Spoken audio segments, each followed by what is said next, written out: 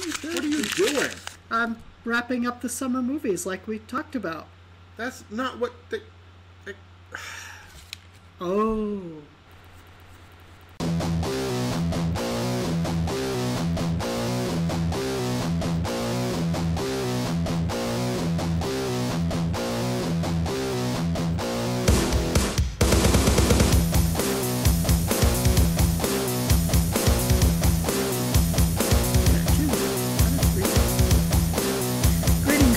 Fellow rewriters, it's the time here where we wrap up the summer movies and talk a bit about how well some stuff did, how horribly some stuff did, and basically recap all of our guesses. Well, I mean, not all of our guesses, but just... Most of them. Most of them. Well, basically the ones we thought, oh, it's going to be great, and it didn't, and it tanked, and other ones we thought were going to tank and just took off, and... Well, you get the drift. And some that just kind of disappeared. And some that just kind of disappeared or were bumped to the following year.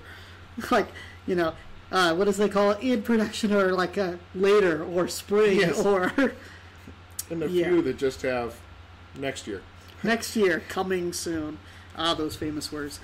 Anyhow, we want to kick off with April, even though that's not technically summer. Even Box Office Mojo says that it's not summer yet.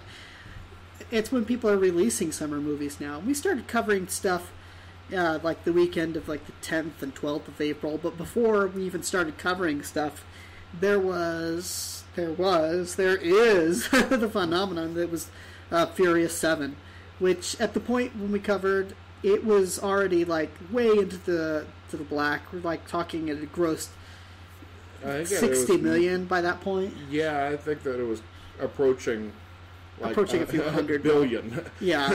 It was just huge at that point already. And just we kind of marveled at the success that it was. Like, kind of you knew, okay, it's the new Furious movie, it's going to be huge. But at the same time, that huge? Yeah. It really was just a phenomenon. And we knew that it was going to do kind of well, too, because, well, I hate to say it, there's the passing of Chris Walker and that Chris Paul Walker. See, I'm so sorry. I never looked at him as that big of an actor, but he was apparently beloved by the people who knew him.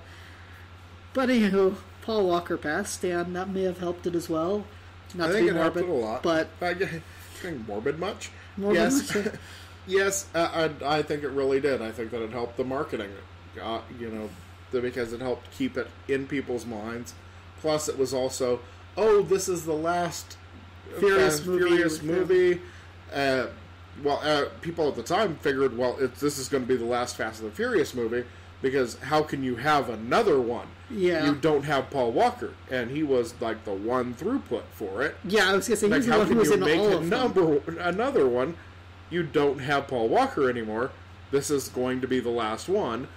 And then, after it comes out, Vin Diesel was talking about how he wanted to make another one and already had an idea for it, which is interesting. I don't know how well the next one's going to play, because it's not going to have him, and I don't think it's going to be nearly as huge as this one, because I think that everybody went to it going, this is the last one. The last one with all the crew that have been... the full crew. Paul Walker was the one... factor that was in all the movies, or one actor, I should say, that was in all the movies, but you'd have other ones who were in and out of the various films. But this one had all of the people who had made appearances in the movies, and it's sort of like your big cast shot, and as we said, everybody seemed to be having a good time, and kind of, they got that family atmosphere that they talked about, where they were fast friends. Yeah, and so to speak. No pun intended. No pun intended. And it's hard to recapture that magic on film once you've already kind of... Yeah, I kind of moved on. That ended up at $351 million domestic. Yeah, I don't have the worldwide at the hand, but... that's still pretty... $351 domestic. Yeah. That's pretty good. Yeah, considering it cost them like $190 million to make it, that's making bank. They've made back their advertising, and they've made back whatever, I got 147 as the the projected budget. So. Oh, okay. I've got 190 here on Box Office Mojo. Okay. But anyway, so when we started talking about movies, and Furious 7 had pretty much already captured April as the big movie movie of the month, I should say. Mm-hmm. And the stuff that was opening up afterwards, we thought would do moderately well. And with that, we'll just kick off on first movie we kind of talked about that had come out that weekend, which was The Longest Ride, I think. Longest Ride, yep, the new Nicholas Sparks. Sparks movie, which we thought would do all right. All right, because counter programming, and it was a movie for the ladies, and it had that kind of there's horses and kind of cowboyish guys and whatnot going on, and it kind of tanked. Yeah, it didn't do that well. It didn't do that well. $37 million overall. $37 million overall on a budget of like $30 million. So, counting for advertising and stuff, that's kind of a bomb. Yeah, probably. We didn't even break even on it. Didn't break even. So, well, you can't always win. Fingers crossed. Maybe we'll never see a Nicholas Sparks movie again. That's the one good. We always want to look at the upside here. There's always an upside, and the possibility that there will no longer be Nicholas Sparks movies is a good one. I think. It's like the Monty Python boys always say. Always look on the bright side of life. Or the other. No one expects the Spanish Inquisition. Oh yeah, that's right. So, the following weekend, what we had was Paul Blart Mall Cop 2, which Lunchbox here. Wait. What? We're skipping over the rest of the weekend. Really? I didn't think there was anything worth talking about that weekend. Well, Kill Me 3 Times came out, which did no money and was released in 16 theaters. I was going to say, it did no money. But deserves a mention. It's on Netflix now. Well, like a lot of stuff is getting fast put to Netflix. But yes, and it's reasonably fun. It's a good job. It's kind of fun. We mentioned it. I thought I should mention that. And Ex Machina also came Ex Machina also came out, which Ex Machina actually ended up being much bigger than people expected. Yeah. We expected that to be small. Bigger than we expected. Because we expected, limited release, not going to be that big. Ended up with, $25 million. On a budget of 15 for a small film, which we thought would just kind of do average most. That's pretty well.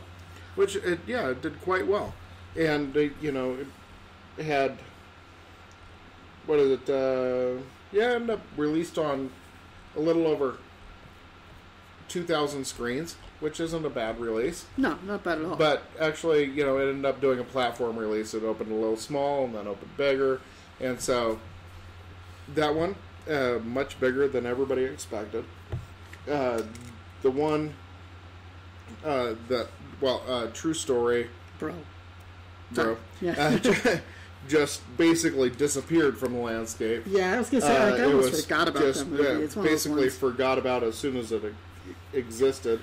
I don't even know if I have it on the list of movies that released to the thousands of people who never saw it. Yes. I'm scrolling down too far in the list of movies if you scroll right out. Past it, it doesn't like I said. There's some ones that just you're like, oh yeah, I kind of remember, and it's the story. It made $4.7 million, but it was released in 856 theaters, so kind of exists. Yeah, that is a movie that exists in the world today. The one that I wanted to mention was one that had come out that was scheduled to come out. Oh, yeah, the Jane's Got a Gun. No, that's later. Oh, that's later. No, the one that was scheduled to come out April 10th and then got pushed back, which is The Moon and the Sun with Pierce Brosnan. Oh, yeah. Where Pierce Brosnan plays King Louis the 14th. And he's, like, stealing a mermaid's soul or something so that he could be immortal. Yeah.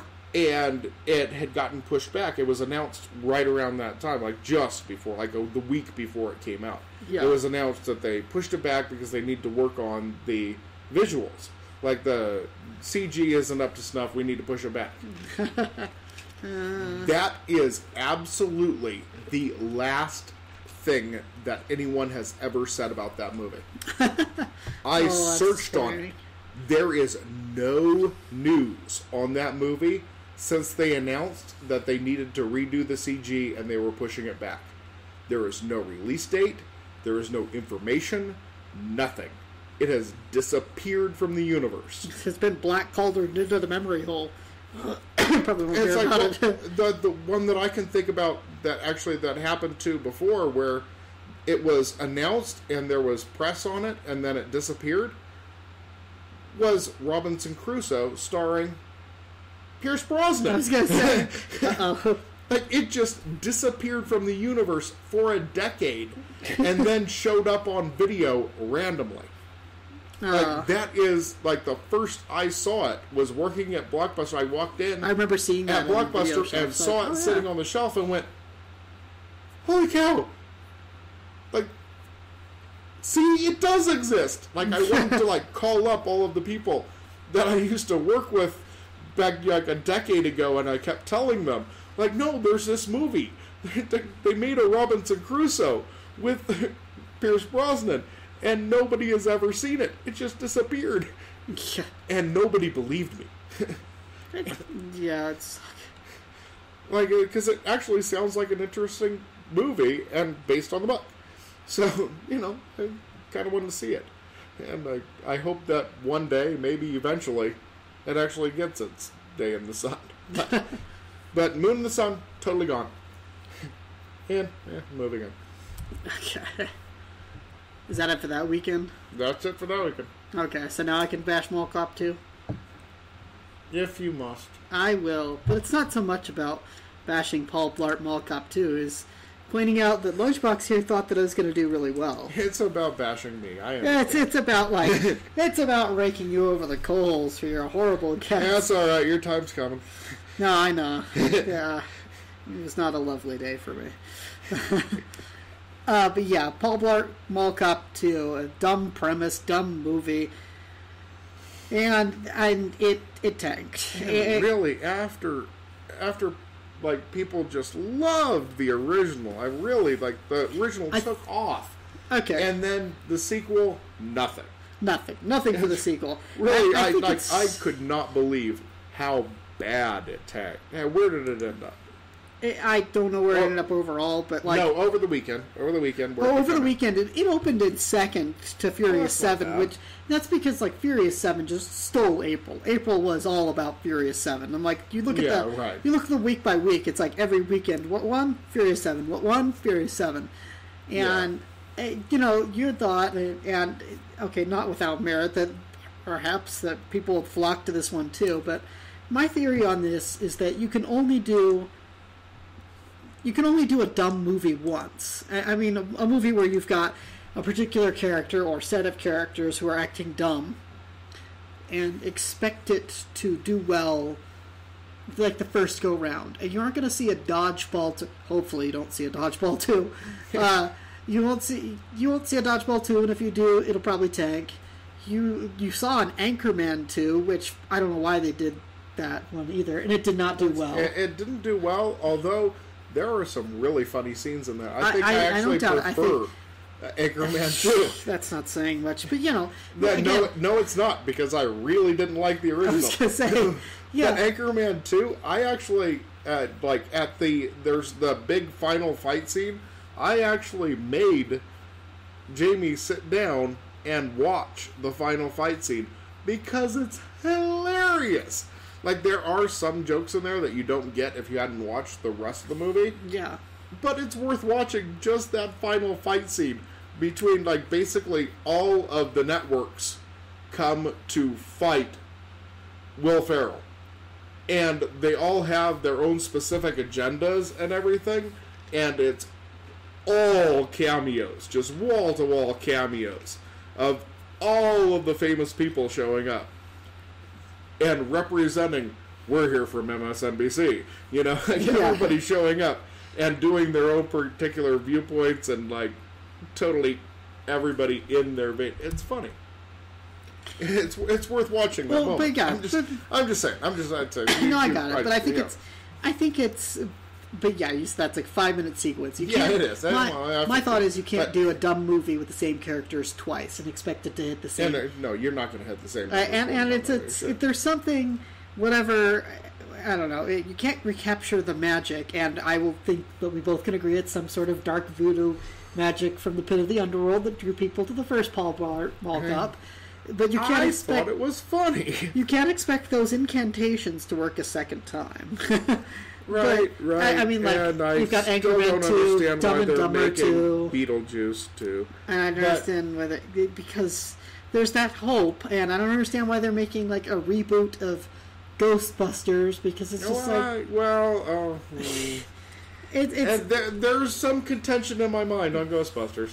But I don't know. I mean... Reboots are a different thing. I think reboots are a different thing to sequels. Because, but they still haven't solidified what they're calling this either. Whether the Ghostbusters is a reboot, a sequel, or whatever, it's still in process. Because there's been rumors that Bill Murray might make a cameo. That Bill Murray's not coming back. I know he would. But you have rumors flying though that he said he'd only do Ghostbusters 3 if he got killed off. Yeah. Kill me off in the first 5 minutes, I'll show up. And Dan Aykroyd and basically everybody who was involved in the first Ghostbusters had said that the Ghostbusters video game that came out several years ago was pretty much the sequel, because they had all voiced it, they had written it, and it was just in video game form, and I hear it was quite well. But anyway, that weekend also you had Unfriended and you had Monkey Kingdom open up, which was that documentary.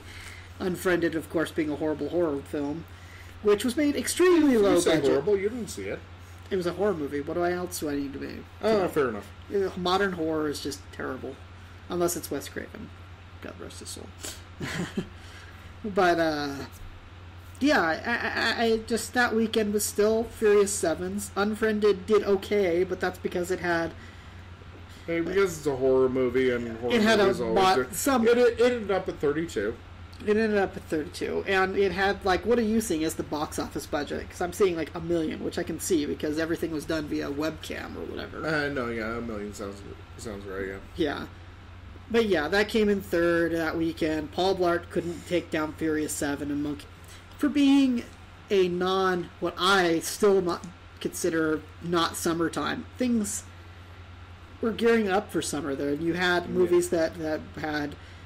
Gosh, it pains me to say this. Kevin James, which is still like getting to be a bigger name, and you had Fast and the Furious 7, so you had those big numbers coming up then. But I think we can move on to the following weekend, which the only thing that really came out that I'm seeing. Oh yeah, that's right. That's worth mentioning. The only thing that's probably worth mentioning is Age of Adeline came out, but we should also talk about The Water Diviner. And did we want to mention Little Boy or nah? Well, let's start with Age of Adeline, which actually did all right. Age of Adeline did all right. And the funny thing is this weekend, Age of Adeline had done well. It opened up fairly decently, like in third place. I couldn't beat out Paul Blart, unfortunately, or Furious 7, but what can. Well, the interesting thing is that Ex Machina, whatever. Ex Machina had opened up in 15th, and it moved up to 6th because people were going to see it because it had been. It also went to more theaters, though. It went to more theaters, and more it had great word of mouth. It had absolutely great word of mouth. Unlike The Water Diviner, which we both thought, kinda, and that opened up in 14th to like 1 million, and it opened up in few theaters too. It opened up in like 320 theaters, so it opened up small comparatively. But for a movie that was starring Noah, I mean Robin Hood, I mean Maximus Aurelius, it had like, it cost 22 million to make. It opened up with like 1 million, and its total grosses were like nothing. 4.2. Yeah, as I said, it wasn't either advertised that much either. It wasn't. No, to be fair, they didn't like obviously spend millions, but that's still like in the tank totally. Yeah, they basically dumped it. They dumped it. Like, they made it and then dumped it. Like, they realized nobody was going to see it, and so they went, forget it. We'll just throw it out there. Yeah. As opposed to, so Water Diviner made 4.2. Yeah. Age of Adeline made 42 million. Which is a small movie. Which is a little movie on a smaller budget that ended up with a bigger following. Like, it actually ended up doing fairly well. Yeah, and again, one of these small movies that had great word of mouth, and it sustained itself fairly well. Obviously, it went into the, I keep wanting to say the red, but the red is bad, black is good. It went into the black, and it made money. But I think we should take a moment here to talk about, maybe just a minute or two, Russell Crowe, because he's like had not had a good movie in several years now. Nothing that's like been like. I think that following Gladiator, people like, this guy's amazing, this is great, and then he was in a series of films like after that he was in Beautiful Mind. Yeah, Beautiful Mind actually did really well, and actually was a pretty good movie. And Beautiful Mind was a good Even movie. though it's totally bogus. But. It was kind of like the King of Kong. Yes, exactly. Great movie. Totally made up that whole movie. Totally made up the whole movie, but great. But I think, I don't know, can you call Russell Crowe a has-been or washed up at this point, or just that he's had... he's in a slump. Let's just say he's in a slump. He's in a huge slump, because you've got, like, Robin Hood. I saw it. It was terrible. It's like whoever, like... No, I'll give it mediocre. Okay, sorry. It had a couple of moments that I liked, so I'll give it mediocre. If you go into going, this is not Robin Hood... This is the story of how he became Robin Hood. Yeah, oh, yes, because, Because he's not actually Robin of the Hood yet. Yes, I know. He's becoming Robin Hood. It's the origin story. It was... I could stand an origin story, but it was... I mean, Kevin Costner, even with his peekaboo, British accent. Yes. It's like sometimes it's there, sometimes it's not. It was better. And it had origin story type elements there where he first meets Little John. Well, yes, and there are origin story elements to it, but it also, most of the movie, he is Robin Hood. In the Russell Crowe one, he is not Robin Hood until the very end. Well, the problem is... It is entirely an origin story. And if you accept it on that level... then it's still not that bad. Yeah, okay, now you're defending it after having said it was mediocre. You're like trying to raise it up to good level. I just said not that bad. I didn't say it was good. Okay. I just said not bad. Okay. Well, it's not actively hurting my feelings. Okay. Russell Crowe is in kind of a slump, and that just, I think, is further proven by the fact that his movie was kind of dumped. It was dumped in April. And I think that's kind of really a testament to that Hollywood kind of thinks that maybe he doesn't have the power to really draw people in. Yeah, to bring people in anymore. I think you would show, maybe he's not an over the title kind of character anymore. You know, it's kind of like Russell Crowe in, and you kind of used to. I think that Noah was the last one that they even tried anything like that. Well, they tried, but that. Like people but people stayed away in droves. You know, it was just did not. He's been playing the same brooding person in almost every movie he's been in. Right, and I think he's a decent actor. Actually, I think that he could actually carry a movie, which is why, like, even like obviously, I had issues with the dividend thing, but I think that, after watching the second trailer, I'm like, well, you know what? I think he kind of pulls this off, and as long as they, treat this in the right way, this might actually be a good movie, like one of those quote-unquote good movies. Yeah. Where, it's not one that you watch and rewatch, but you go, hey, that was a good movie. Like, it was well acted, it was a good script. Yeah. And it was one of those where you go, yeah, that was a good movie. And, there are movies like that where you don't want to rewatch them, but you really appreciate the storytelling and the acting, and you go, wow, yeah, that was a really good movie. Yeah. And I kind of felt like Diviner could have been that. And it might be.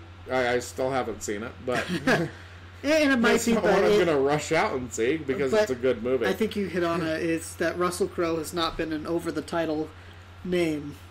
Yeah, a draw in years. I think that the last time that he was, at least in my mind, was the Master and Commander movie. Yeah, I think that was probably the first one where it was really Russell Crowe in.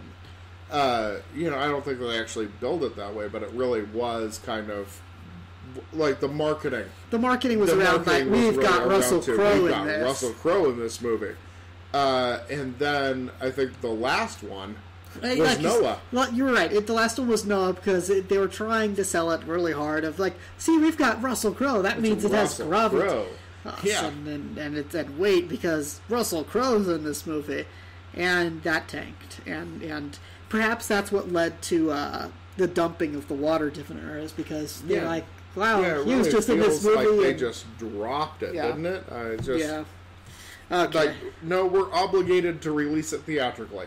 Yeah. Oh, whoop, and there it goes. Yep.